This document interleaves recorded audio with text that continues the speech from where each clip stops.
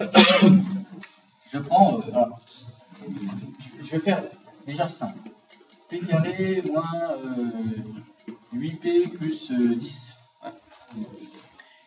Et je dis, je veux trouver la forme canonique de cette expression-là. Donc, une forme canonique, c'est quoi?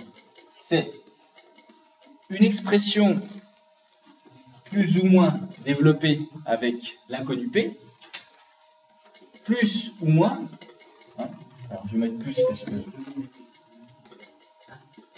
peu importe le signe, plus une constante. Donc je n'ai plus de P là-dedans. Donc l'astuce, elle réside toujours, c'est la même idée, c'est mon expression en P est le développement d'une identité remarquable. En tout cas, le début du développement d'identité remarquable. Donc je dois repérer l'identité remarquable. Je rappelle que tu as deux identités remarquables qui vont fonctionner. C'est A plus B le tout au carré ou A moins B le tout au carré. A plus B le tout au carré, c'est A carré plus 2AB plus B carré. A moins B le tout au carré, A carré moins 2AB plus B carré. Hein? Oui. Ah, la constante, c'est un nombre, c'est pas un carré. Oh, ça dépend, on verra. Alors, P carré moins 8P, c'est le développement de quelle identité remarquable? Alors déjà, c'est soit A plus B, soit A moins B, c'est forcément un moins. Déjà là, on est à moins. Alors, puisque ça commence avec P carré, c'est forcément P. D'accord? Et puis maintenant, il te faut 8P en double produit. Donc 2 fois P fois quelque chose donne 8. C'est quoi le quelque chose?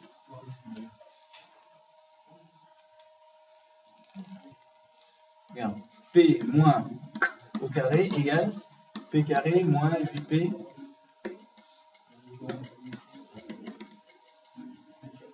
Oui, c'est 4. T'as pas le choix. Donc là, c'est forcément P carré, P moins 4 le tout au carré. Donc tu vois, ce qui est à l'intérieur de ton carré, tu n'as pas le choix par rapport au début du développement de P carré plus quelque chose fois P. Maintenant, c'est le problème de qu'est-ce qu'il y a, qu'est-ce que je dois rajouter ici. Voilà. C'est qu'est-ce que je dois rajouter. Ben, là maintenant, tu te dis quand je développe P-4 le tout au carré. Quand je développe ça, c'est P carré moins 8P, bien sûr, c'est fait exprès, mais plus 16. Or, moi, quand je développe mon expression, quand je veux atteindre mon expression, je ne veux pas plus 16, je veux plus 10. Donc, j'enlève 6. Et ça y est, tu as la forme canonique. Ça s'arrête là.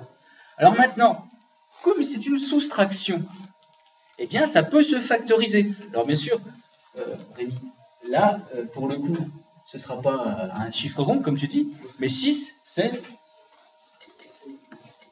le carré de racine de 6. Voilà. Donc, quand je vais factoriser ça, ça va me faire quoi? Ça va me faire P-4 plus racine de 6, facteur de P-4 moins racine de 6. Voilà, c'est factorisé. Alors, je vais vous montrer quelque chose maintenant. C'est que, imaginons qu'à la place de plus 10,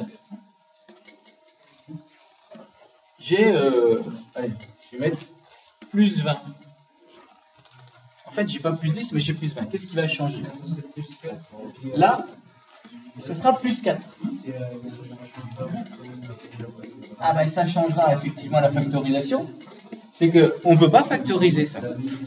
Ça se factorise pas.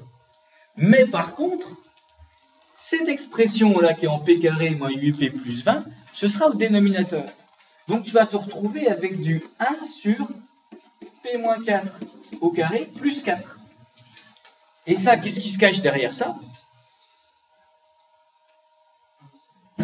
En original, un sinus. Un sinus qui va se cacher.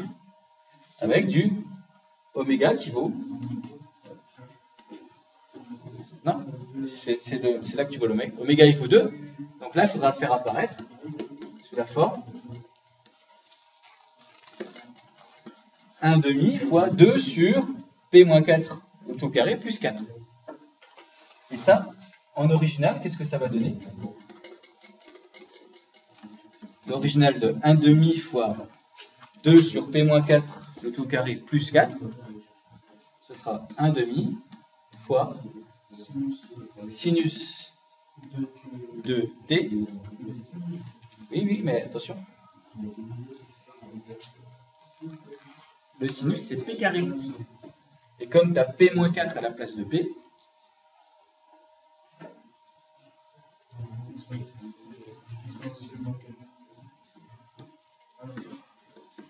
voilà. Et tu vois, c'est grâce à la forme canonique, finalement, que ça se factorise ou que ça se factorise pas. Si ça ne se factorise pas, ça veut dire que derrière, tu as du sinus ou du cosinus. Parce que tu auras un P carré plus machin, ou avec peut-être du P. Si tu as du P, c'est du cosinus. Si tu n'as pas de P, c'est du sinus. Voilà.